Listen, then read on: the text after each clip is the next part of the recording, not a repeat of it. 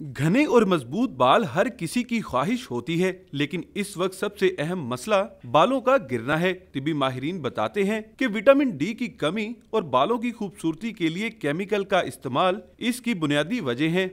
Vitamin D की deficiency भी hair fall का एक बहुत बड़ा रीज़न्स है। मिल्क इनटेक बहुत कम है। डेफिनेटली हमारे मुल्क में सन एक्सपोजर तो है वैसे लोगों को, लेकिन फिर भी विटामिन डी की डेफिशिएंसी, जितने भी पेशेंट्स का हम विटामिन डी लेवल चेक करते हैं तो यहाँ पे विटामिन डी की डेफिशिएंसी भी बहुत ज़्यादा आती है। माहिर अमराज़े जिल्द ने बताया कि ब्यूटी पार्लर और हेयर सलून में बालों की गैर जरूरी ट्रीटमेंट भी इसकी एक अहम वजह है।